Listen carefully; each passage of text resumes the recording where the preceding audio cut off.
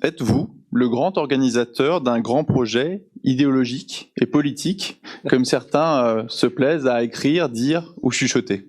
Écoutez, les contenus, j'ai des convictions, je pourrais vous en parler tout à l'heure, mais les contenus du groupe Canal n'ont qu'un objectif, c'est de servir ses abonnés ou ses téléspectateurs. On est dans la violation de l'éthique de l'information toute la journée, et c'est beaucoup plus grave que ça, puisque maintenant on est sur la provocation à la haine raciale. Pour un actionnaire, de maintenir en vitrine une chaîne d'information quelqu'un qui à plusieurs reprises est poursuivi et condamné définitivement pour provocation à la haine raciale, ça veut dire que vous souhaitez que votre chaîne d'information diffuse des discours provoquant, incitant à la haine raciale. Ils veulent de la guerre civile, ils promeuvent de la guerre civile. Je n'ai servi qu'un seul et unique intérêt, je n'ai regardé qu'une seule et unique boussole, je n'ai visé qu'un seul et unique objectif, et je ne le dis pas pour me justifier bien sûr, mais ça me semble important, celui de respecter la lettre et l'esprit de mon métier. Elle était bien cette garde à vue? Garde à vue? Vous avez vécu une espèce de garde à vue, systématiquement coupée, ne pouvant pas donner vos réponses. Les cartes vont être rebattues s'agissant de l'attribution de certaines fréquences de la TNT, notamment CNews et C8. Quel pluralisme voulez-vous? C'est ça la question que je pose au président de l'Arcom. Dans d'autres circonstances, dans d'autres époques, comment serait-il? C'est intéressant de voir. Voilà, dans une autre époque, en fait, il coupe la tête, pour dire les choses clairement. Pour faire court, c'est pas les gens de CNews aujourd'hui qui sont bâillonnés par le Conseil d'État, c'est le système Bolloré qui bâillonne des centaines de journalistes pour ne pas qu'ils révèlent les méthodes illégales qu'il emploie pour tordre l'information. Jean-Baptiste Rivoire, fondateur du média indépendant Off Investigation et pendant 10 ans rédacteur en chef adjoint de Spécial Investigation à Canal+, jusqu'à l'arrivée de Vincent Bolloré et une placardisation. Ariel Halimi, je suis avocat au barreau de Paris et je suis également membre du collectif Stop Bolloré.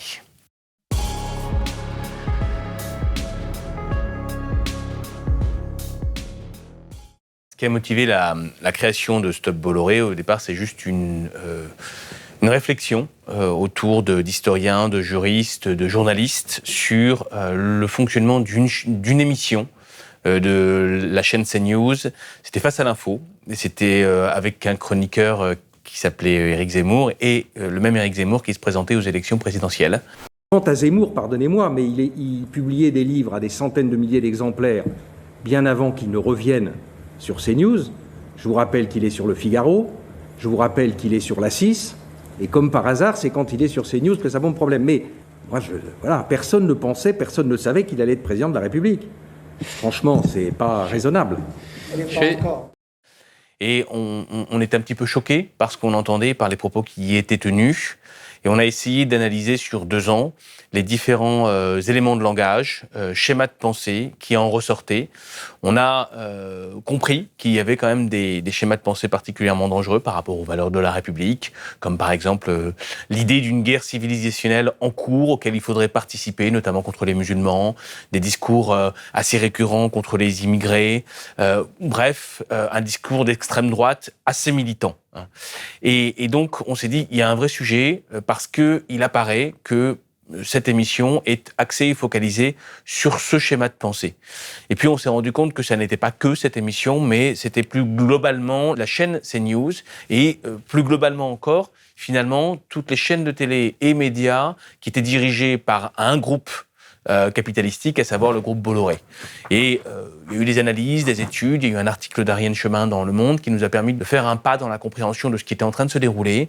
C'est qu'il y avait effectivement une concentration liée à la détention capitalistique de différents médias par un seul groupe, comme le groupe Bolloré en l'occurrence, comme d'autres groupes capitalistiques, ça avait toujours existé, depuis toujours. On pense au groupe Ersan, bien évidemment, Lagardère et d'autres encore. Sauf que là, il y avait une particularité, vraiment une spécificité, c'était qu'il y avait une intention idéologique extrêmement marquée. Et que le groupe Bolloré, finalement, se servait de l'acquisition d'un grand nombre de médias et de maisons d'édition et de presse et autres, pour diffuser et distiller une idée ou des idéologies réactionnaires d'extrême droite. Et il y avait une forme de bataille culturelle et politique ostensiblement menée par le groupe Bolloré. Et on s'est rendu compte également que ça consistait à évincer progressivement des journalistes, des options journalistiques et politiques des différentes chaînes, médias et maisons d'édition qui étaient acquis par le groupe Bolloré. Et finalement, ça aboutissait à une réduction progressive du pluralisme au profit d'une seule option politique, à savoir celle de l'extrême droite et de la réaction.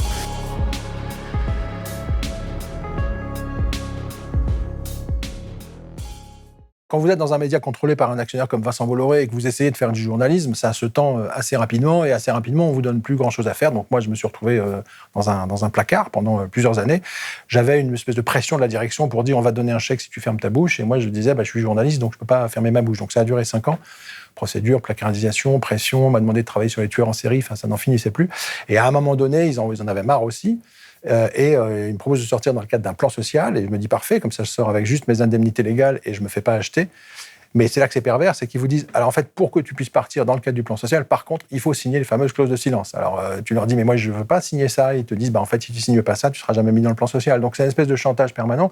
Je pense que les centaines de journalistes, syndicalistes, simples employés, cadres, autres journalistes qui, dans les médias Bolloré, ont été amenés à signer ces clauses, je pense que ça s'est passé un peu de la même façon. C'est-à-dire que c'est pas vraiment, c'est si tu veux bien, c'est un peu, il faut les signer, sinon ça se passe pas bien, quoi. Et ces clauses, après il y a un bras de fer sur les clauses, donc en gros, ils vous demandent, tu témoigneras plus devant aucun tribunal en France, ce qui est quand même un peu gênant, parce que je suis citoyen français, il y a eu 1789, on a le droit de témoigner, non, en fait, tu peux plus. Il faut renoncer à tes droits en justice, tu peux plus mener les actions en justice que tu menais, même s'ils ont fait des faux témoignages et tout, il faut tout retirer. Et puis surtout, il y a une formule du genre ne tenir aucun propos qui porterait atteinte à l'honneur ou à la réputation de Vincent Bolloré, de ses filiales, de ses subordonnés. Et donc, ne pas porter atteinte à l'honneur d'un Vincent Bolloré qui, aujourd'hui, achète le tiers de la presse française, ça devient quand même très compliqué en termes de liberté d'expression. C'est totalement attentatoire à la liberté d'expression. Et en plus, c'est des clauses à vie. C'est-à-dire qu'il n'y a pas de limite de date. Et ça, normalement, c'est pas autorisé en France. Donc, on conteste cette décision et ces clauses devant la Cour d'appel. Et là où c'est important, c'est que c'est pas du tout un cas individuel. Moi, je pense qu'il y a des centaines, encore une fois, de journalistes, de syndicalistes qui ont été conduits à signer ces clauses, à Canal, mais aussi à iTélé, au JDD, à Paris Match, à Europe 1, partout. Donc on a une espèce d'omerta organisée dans le plus grand secret, où personne ne peut dire qu'il a signé ces clauses, sinon elles tombent, et où des centaines et des centaines de gens ont été muselés par Bolloré depuis 9 ans, pour qu'il ne révèle pas la façon dont il instrumentalise ses médias pour faire du business ou favoriser ses amis politiques. Or, c'est interdit. Donc c'est pas pour rien, à mon avis, qui tord les médias dont il prend le contrôle et qu'ensuite il achète le silence de centaines de gens pour pas que ça sorte. Parce qu'en fait, il viole la loi. Donc si les gens commencent à témoigner, il va y avoir des problèmes. Or là, tout le monde se tait parce qu'il a acheté le silence de centaines et de centaines de gens. Donc pour faire court, c'est pas les gens de CNews aujourd'hui qui sont bâillonnés par le Conseil d'État, c'est le système Bolloré qui bâillonne des centaines de journalistes pour ne pas qu'ils révèlent les méthodes illégales qu'il emploie pour tordre l'information.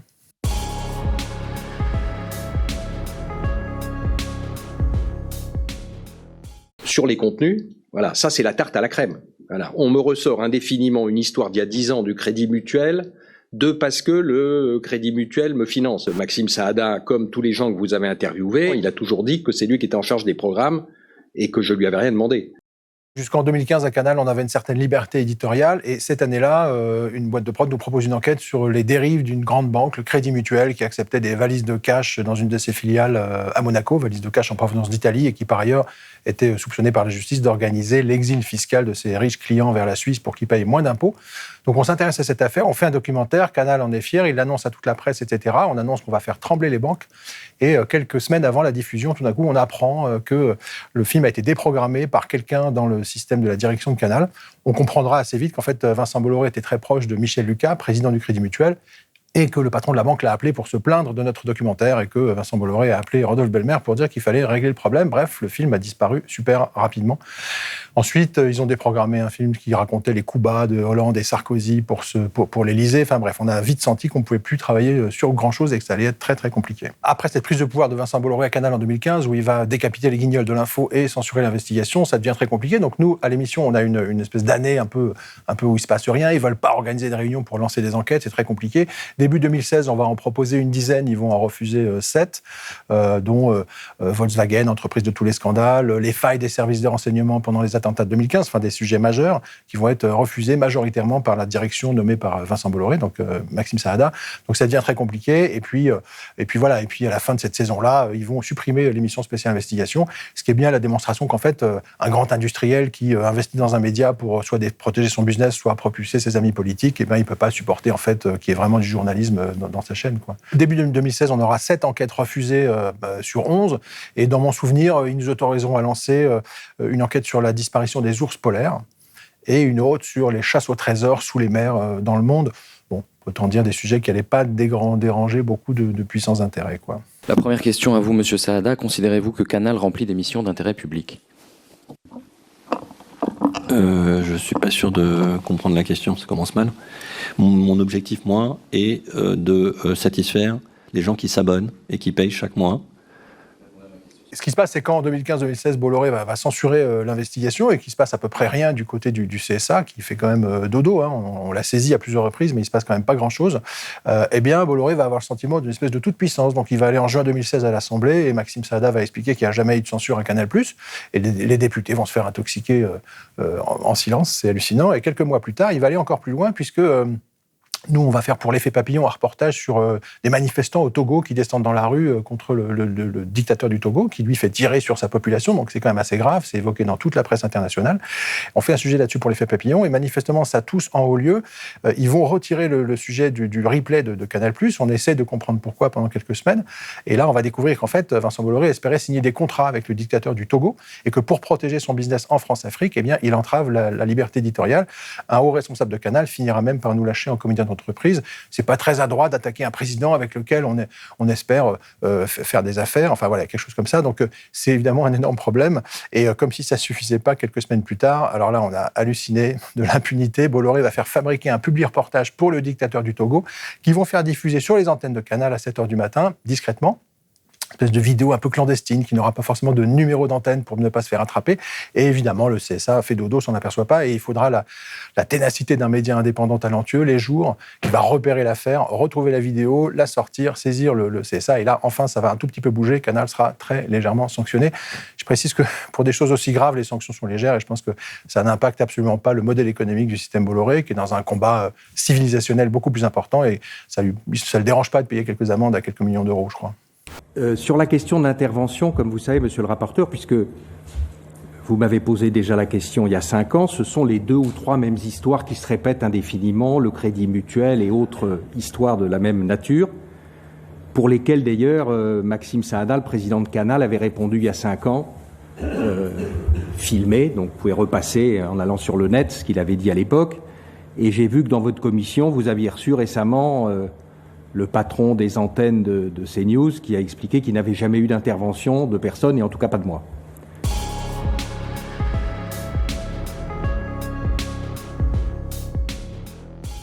Canal+ avant 2015, avant Bolloré, c'est pas non plus le paradis, hein, faut pas rêver. Et d'ailleurs, il n'y a pas que Bolloré parmi ces gros industriels qui instrumentalisent des médias, il y a aussi Bernard Arnault, Patrick Drahi, etc. Donc c'est un problème systémique plus que lié uniquement au milliardaire breton d'extrême droite Vincent Bolloré. Et d'ailleurs, la preuve, c'est qu'avant même que Bolloré arrive à Canal, il y avait déjà des pressions politiques, évidemment, notamment dans les années Chirac, au début des années 2000. Mais je veux dire, les pressions, ça existait avant. C'est juste que c'est pas la même échelle. C'est-à-dire qu'avant, 90% de ce qu'on faisait passer, et puis il y a eu des pressions politiques, mais quand même, globalement, on pouvait à peu près bosser. À partir de Vincent Bolloré, c'est vraiment la fin du journalisme d'investigation, et donc, à mon avis, du journalisme tout court, parce que s'il n'y a pas d'enquête et de révélation de faits, bon, il n'y a que de la polémique et du débat, quoi.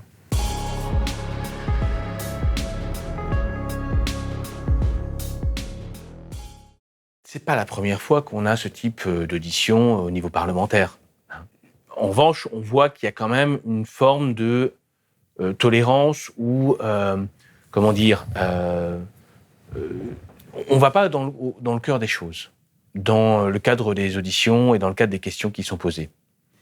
En revanche, c'est quand même pas mal pour nous, en tout cas, qui analysons, qui réfléchissons, que d'avoir des personnes qui sont auditionnées, qui sont contraints de parler, d'expliquer, quand bien même ont-ils un discours déjà prévu, préparé, pour essayer de contourner les questions qui fâchent. La rédaction de CNews que nous représentons ce jour est la rédaction la plus diverse qu'il m'ait été donné de connaître, diverse par ses opinions, par son parcours, diverse par ses origines. Je suis contrainte de le préciser aujourd'hui, je n'aime pas m'étendre sur ce point, car je considère ne pas être un quota. Toutefois, c'est une pluralité importante à souligner ce jour. Diverse enfin cette rédaction par sa manière de penser, et je suis sûre que nous aurons largement l'occasion d'y revenir. C'est quand même bien que d'avoir leur parole parce qu'on va pouvoir la confronter par la suite. Donc, c'est pas idéal du tout, mais ça va nous servir.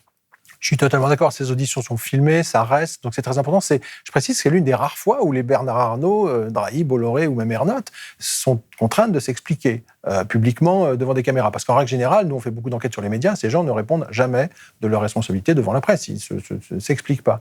Après, juste un truc, moi pour avoir suivi un peu les auditions des gens du système Bolloré, notamment depuis 9 ans devant soit l'Assemblée, soit le Sénat, il faut comprendre un truc, c'est qu'en fait, on n'est pas aux États-Unis, le Parlement est faible, j'y reviens, la faiblesse du législateur en France, mais en fait, dans ces commissions d'enquête, les industriels des médias souvent viennent raconter absolument n'importe quoi.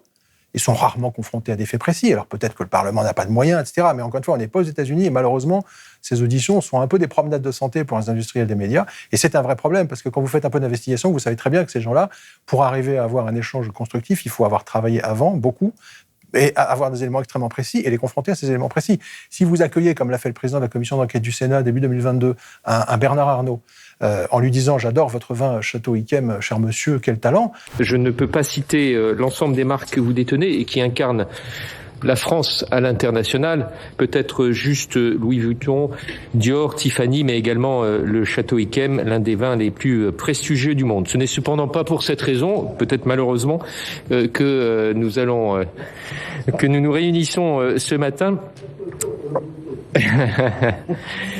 Enfin voilà, vous voyez au niveau où on en est en France. Bon voilà, donc moi je me fais peu d'illusions sur la capacité du Parlement à questionner ces gens, mais pour une fois, je trouve que dans cette commission d'enquête-là, en ce moment, il y a quand même des questions précises, des gens qui ont travaillé, voilà, ils sont de plus en plus confrontés quand même à leurs contradictions.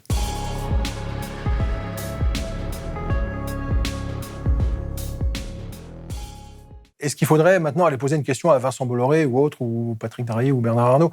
Moi, je ne suis pas sûr que ça serve à grand-chose parce que ces gens, en fait, on les laisse agir. La République les laisse agir, y compris dans les dérives extrêmes d'un Vincent Bolloré. Donc finalement, ils en profitent puisqu'il y a peu de sanctions, ils continuent. Donc je pense qu'il y a vraiment maintenant une responsabilité politique.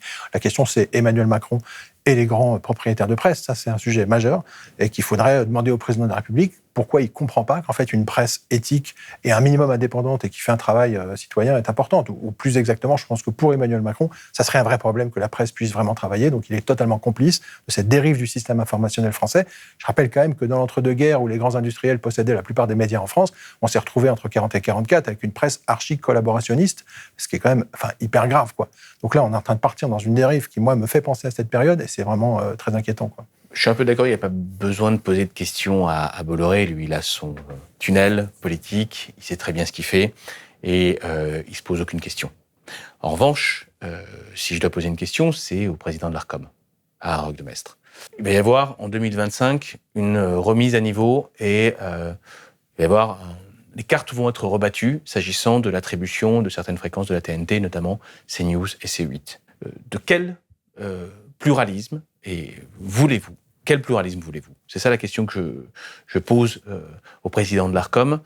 Comment vont être réattribuées ces chaînes ? Vont-elles être véritablement réattribuées ou va-t-il n'y avoir qu'une simple, réattribution formelle pour repartir sur les mêmes, alors même que nous sommes à un moment où le champ démocratique est véritablement impacté par cette concentration réactionnaire ? Voilà la question que je lui poserai.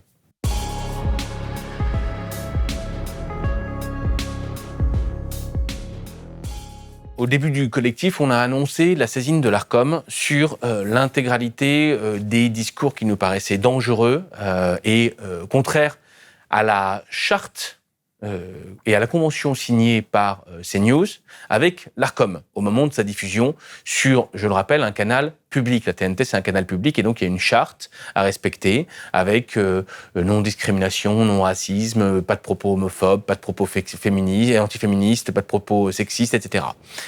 On a fait une globalité de ces différents discours qu'on a retranscrits sur les différentes émissions qu'on a regardées et on a saisi l'Arcom. Alors, on n'a pas eu de décision, c'est-à-dire qu'il n'y a même pas eu de décision écrite ou autre. En revanche, on a eu des discussions directes, puisqu'on a été contacté par l'Arcom, par sa présidence même, qui nous a dit, écoutez, on a été extrêmement sensible au travail que vous avez fait, on a une mémoire, on comprend le problème, on a été un peu dépassé éventuellement, mais maintenant nous avons décidé de remettre sur la table les différentes chaînes de CNews, C8 qui appartiennent au groupe Bolloré, en tout cas les concessions au groupe Bolloré.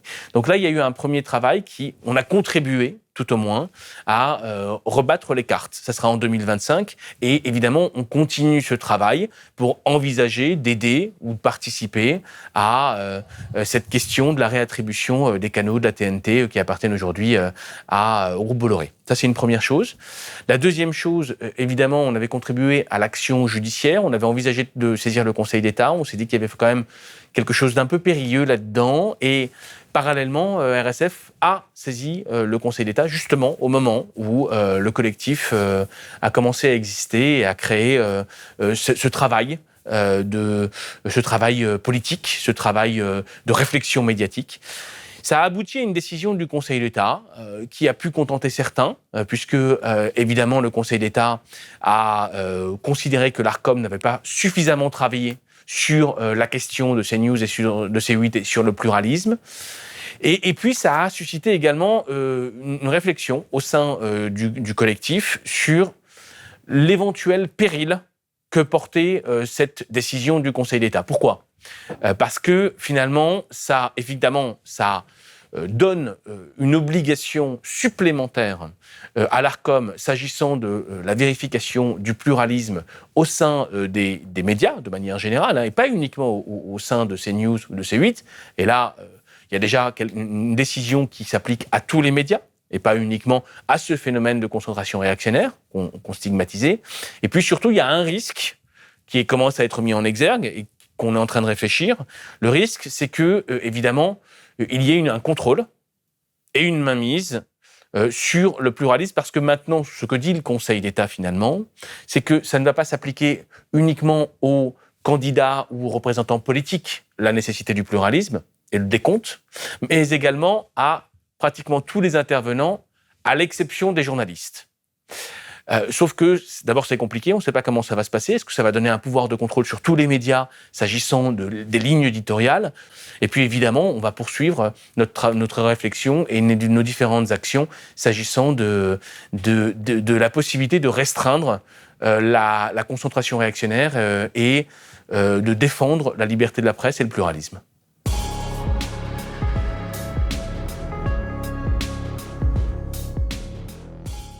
La question a toujours existé, et on se rappelle notamment les ordonnances de 44 qui fixaient, avant la loi de 86 sur la concentration des médias, la question des seuils ou des modalités de possession par des groupes ou des entreprises de différents médias et des seuils de concentration. Donc vous voyez, c'est quelque chose qui a toujours existé depuis que les médias existent finalement.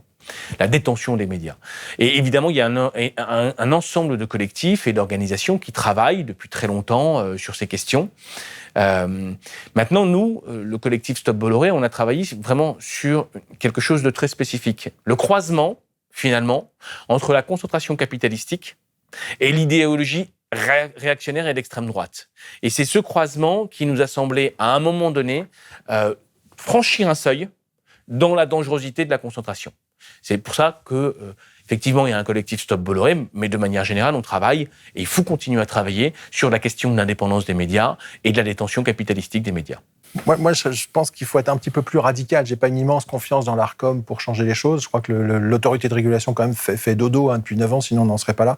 Donc je pense que ça relève du législateur et qu'il faut rapidement prendre au moins 3 mesures d'urgence. 1, plus un sou des citoyens pour financer la presse des milliardaires. C'est pas normal que Bernard Arnault soit le plus gros capteur d'argent public pour ses journaux en France. C'est-à-dire qu'on demande à la population de financer des médias qui quand même sont instrumentalisés par des industriels parfois pour faire de la propagande, donc ça c'est un énorme problème. Deuxièmement, je pense qu'il faudrait limiter la concentration, peut-être dire, je sais pas moi, tu possèdes maximum 10% de la presse française, pas 30, 40, 50%, sinon ça te met dans une position totalement déséquilibrée. Et puis troisième chose, je pense qu'il faut que le législateur exige que ceux qui investissent dans les médias respectent les règles du jeu de l'information éthique, c'est-à-dire la charte de déontologie des journalistes, enfin voilà, qu'on donne aux rédactions un peu plus de pouvoir pour dire à l'actionnaire à un moment donné quand ça dérape, là ça dérape, vous faites faites plus de l'information, c'est pas possible. Donc voilà, donc ça c'est 3 mesures de base. Si on fait pas ça, je pense que l'Arcom peut faire tout ce qu'il veut, et à mon avis, il va pas se passer grand-chose. L'Arcom va nous demander des comités d'éthique, des chartes de déontologie, bon, ça fait des années que ça dure. En fait, certains de ces industriels piétinent l'éthique de l'information en permanence, et par exemple en 2016, sous François Hollande, il a dit ça serait bien qu'on se rappelle qu'il y a une loi de 86, donc on va refaire une loi Bloch en 2016 pour redire qu'en fait, l'actionnaire doit pas, pour défendre son business, entraver la liberté éditoriale. Donc ils ont réaffirmé les principes, mais je veux dire, ils s'en fichent complètement, ces industriels. Dans le cas de Bolloré, par exemple, il a créé un comité d'éthique parce qu'on lui a dit d'en créer un, avec, sur 5 ou 6 personnes, il y en avait 3 qui étaient en relation d'affaires avec lui. Donc aucune indépendance. Quand les gens d'ITélé se sont mis en grève pendant des semaines en novembre 2016, ils voulaient juste une charte déontologique, ils suppliaient, Bolloré leur disait non, restez en grève 6 mois, je m'en fiche, alors que la loi, 15 jours après, allait rendre obligatoire ces chartes déontologiques. Donc en fait, ils s'en fichent, et quand bien même on l'oblige à en faire, ils pondent des chartes déontologiques bidons avec lesquelles, enfin, je veux dire, il n'en a rien à faire, quoi. Donc, tout ça, c'est formel, l'Arcom se rassure, mais oui, bien sûr, il y a des chartes éthiques et tout. Tout ça, c'est bidon, en fait. La violence de ces industriels n'est pas comprise par le législateur, et donc il y a un énorme problème. En fait, c'est Potemkin, quoi, on se moque de nous. Vu l'attitude des pouvoirs publics en France depuis une dizaine d'années, écoutez, je pense qu'il aurait peut-être tort de se priver. Enfin, il se passe quand même pas grand-chose, les sanctions sont faibles. En tout cas, ça n'a pas l'air de menacer leur modèle économique, donc on pourrait aussi se demander, enfin on peut interroger ces gens, mais on peut aussi se demander ce que font les pouvoirs publics en France. Et donc, c'est au niveau européen que ça se passe, de temps en temps, et là, par exemple, lorsque le groupe Bolloré, qui détenait Editis, a racheté Hachette, effectivement, on a vu qu'il y a eu un processus de règlement et de régularisation de la question au niveau de la Commission européenne. Ça a permis d'obliger le groupe Bolloré à revendre Editis et pas à en conserver une grosse partie. Vous voyez, le problème, c'est que voilà, là, au niveau national, au jour le jour, chaque mois, lorsqu'il y a des problèmes, là, par exemple, on a vu récemment l'éviction de nombreuses patronnes ou patrons dans l'édition. Récemment, Isabelle Saporta qui s'opposait à ce que une éditrice récupère une filiale du groupe dont elle était présidente, Fayard, sauf erreur de ma part, et qui apportait un livre de Bardella. Donc vous voyez un petit peu ce qui se passe. Eh bien, elle a été évincée du jour au lendemain, et donc on voit qu'il n'y a pratiquement plus finalement de liberté éditoriale, y compris dans les maisons d'édition, alors que c'est un vecteur culturel particulièrement important. Rien au niveau national pour régler cette question. Pas de levier judiciaire, politique pour régler ces problèmes de liberté éditoriale. Donc voilà pourquoi la loi de 86, elle est vraiment... c'est un gruyère. C'est un gruyère et elle est complètement dépassée, effectivement. Non, oui, totalement, je valide à fond.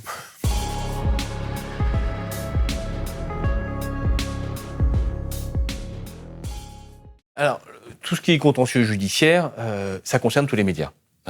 Parce que souvent, très souvent d'ailleurs, les journalistes et les directeurs de publication sont poursuivis, notamment en matière de diffamation, par les personnes qui sont visées par des enquêtes. C'est le lot commun des médias, faut le rappeler.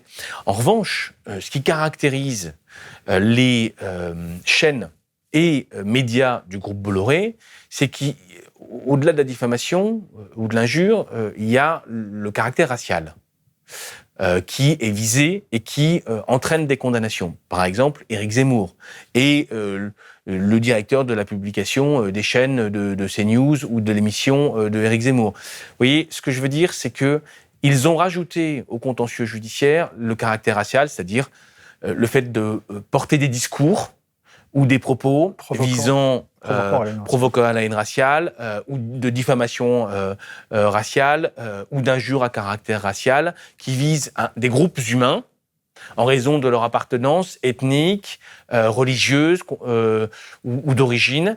Et ça, c'est quelque chose de très nouveau. Qu'il y ait des médias qui soient à ce point et aussi souvent condamnés pour des infractions aux droits de la presse, mais avec le caractère racial, c'est nouveau. Donc, est-ce que la justice suffit ? Non. Objectivement, non. D'abord parce que les procès, ça dure très très très longtemps. Là, on a aujourd'hui des condamnations sur des propos qui ont été tenus il y a 5 ans, qui commencent à arriver à maturité après un nombre de recours, parce qu'ils ont beaucoup d'argent, donc ils peuvent évidemment engager un certain nombre de recours, et c'est leur droit le plus absolu. Cour d'appel, cour de cassation, renvoi après cour d'appel. Là, par exemple, sur la Convention des droites ou sur les propos d'Éric Zemmour, on en est déjà à des renvois après cassation. Vous imaginez la durée du truc. Donc, c'est long. Les sanctions sont extrêmement faibles. Après, c'est normal de protéger le droit de la presse, hein, donc on ne va pas remettre en cause ça. Mais évidemment, il y a une limite au contentieux judiciaire. Et donc, il faut associer le contentieux judiciaire sans forcément changer la loi de la presse, parce que c'est une loi extrêmement importante pour protéger les journalistes. Mais il faut l'associer avec un travail politique, un travail médiatique, un travail des organisations, des syndicats de journalistes, un travail de ces collectifs, comme le collectif Stop Bolloré, un bout des médias, et bien d'autres encore. Voilà, c'est ça qu'on doit faire. On ne peut pas se contenter du contentieux judiciaire. En dépit d'amendes, en dépit de problèmes, Cyril Hanouna est toujours dans les chaînes. Et je vais vous dire, vous l'avez entendu, tout le monde a envie de le garder. Voilà, donc c'est pas un problème uniquement de la fidélité de moi-même. Donc Cyril Hanouna, voilà, c'est son succès qu'il protège. Cyril Hanouna, plus de 2 millions tous les soirs. Il faut vous demander pourquoi Cyril Hanouna fait plus de 2 millions tous les soirs. Avec des sujets qui sont, voilà, les sujets de tout le monde, la vérité de la vie en France. C'est comme ça. Ce que Maxime Saada a dit très bien à l'Assemblée il y a quelques jours, c'est, en fin de compte, il assume totalement le risque Hanouna, par exemple. Donc ça veut dire, en fait, les condamnations de l'Arcom, les sanctions, ne bousculent pas vraiment le modèle économique de ces chaînes, parce que ces sanctions sont très faibles. Donc en gros, ils s'en fichent et ils continuent. C'est rentable de continuer. Donc que ce soit rentable de continuer à laisser des gens qui font de la provocation à la haine raciale à l'antenne incarner pendant des mois et des mois une chaîne d'information en France, il y a quand même un léger problème. Et ça renvoie un peu aux législateurs. C'est-à-dire, à un moment donné, il faut savoir ce qu'on veut. En fait, ces gens se moquent des lois, on s'en fiche, ou si on fait des lois, c'est pour qu'elles soient respectées. Donc s'il faut que ces lois soient respectées, il faut que les sanctions soient importantes, parce que sinon, on est dans la violation de l'éthique de l'information toute la journée, et c'est beaucoup plus grave que ça, puisque maintenant, on est sur la provocation à la haine raciale. Pour un actionnaire, de maintenir en vitrine une chaîne d'information quelqu'un qui, à plusieurs reprises, est poursuivi et condamné définitivement pour provocation à la haine raciale, ça veut dire que vous souhaitez que votre chaîne d'information diffuse des discours provoquant, incitant à la haine raciale, incitant les Français à se lancer dans des guerres civiles entre, en gros, les Blancs et les Arabes, les Africains, voilà. Ils veulent de la guerre civile, ils promeuvent de la guerre civile. J'ai entendu Zemmour un jour chez Marion Maréchal dire un propos du genre « les Blancs, préparez-vous, il va falloir prendre les armes ». Enfin, ça se passe et ça continue. Et en gros, il n'y a pas de problème. Et ça ne bouscule pas le modèle économique de Canal+. Donc là, il y a une vraie question qui est posée à l'Assemblée et aux législateurs. Là, ils sont en train de laisser faire un truc extrêmement grave. Pour faire court, les interventions personnelles de Vincent Bolloré pour entraver la liberté éditoriale sont documentées, précises, nombreuses. Il y a des traces écrites, des preuves de partout. Simplement, ce qu'il faut comprendre, c'est qu'au début, quand il arrive dans un média, en gros, il intervient, il censure, il fait virer des gens qui le dérangent, il place ses pions. Et puis, une fois qu'il a placé ses pions, ils n'ont plus de problème avec lui. Et donc, vous avez plein de gens dans le système Bolloré qui vont vous dire « Mais moi, il ne m'appelle pas pour intervenir. » Évidemment, il vous a choisi politiquement pour que vous soyez parfaitement dans la ligne. Donc, c'est une vaste blague. On est carrément au-delà de ce qu'on voit habituellement. C'est-à-dire qu'habituellement, il y a des méthodes un peu subtiles pour intervenir et pour dire « Oh, ce sujet peut nous embêter à nous lorsqu'on est au niveau capitalistique. » Là, on a carrément une confusion des genres absolue entre le décideur capitalistique et la ligne éditoriale. Donc, ça rajoute évidemment et ça confirme le raisonnement sur la concentration réactionnaire.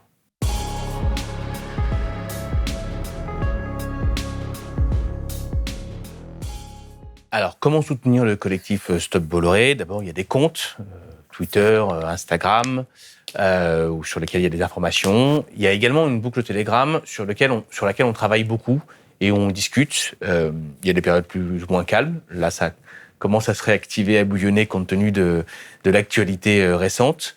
Donc voilà, nous rejoindre, éventuellement nous aider pour les prochaines actions et réflexions que nous allons mener. En gros, nous, le média indépendant Off Investigation qu'on a créé en 2021 est évidemment impacté par cette condamnation où la justice me demande de donner 150 000 € à Canal+ Bolloré, puisque en fait, nous, on n'a pas les banques avec nous, donc en fait, le développement du média, c'est beaucoup l'autofinancement. Donc, si tout d'un coup, il manque 150 000 € dans la caisse, c'est compliqué. Et nous, on ne veut pas demander aux gens de nous aider à payer ça, parce que voilà, c'est mon problème. Jamais on leur demandera de l'argent pour cette condamnation. J'ai pris mes responsabilités.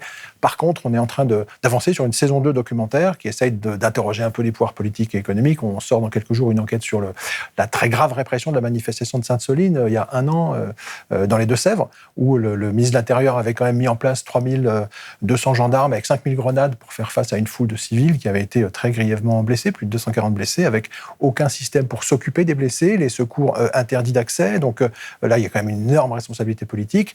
Après, on va faire une enquête assez fouillée sur Macron, l'Américain, la France livrée aux GAFAM, c'est-à-dire que derrière l'affaire Uber, etc., on va s'interroger un petit peu sur les liens du président avec finalement de puissants intérêts américains. Et c'est fascinant de découvrir que depuis sa sortie de l'ENA, donc depuis plus de 20 ans, en fait, il est pris en main, intégré dans des réseaux pro-américains.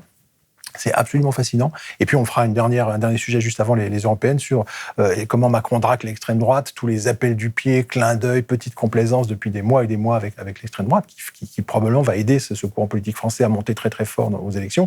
Et c'est un véritable problème. Donc en fait, voilà, je pense que les Français, d'une façon générale, il n'y a pas que WAF Investigation, il faut financer les médias indépendants, financés par des citoyens, où il n'y a ni les annonceurs publicitaires qui dictent les contenus, ni de puissants actionnaires et industriels vendeurs d'armes, parce qu'en fait, ces médias indépendants sont en train de renverser et de bouleverser la presse, et franchement, c'est de là que viendra le salut. Mais comme on est des millions, même en mettant 1 euro chacun, on peut vraiment bousculer le système informationnel français, quoi.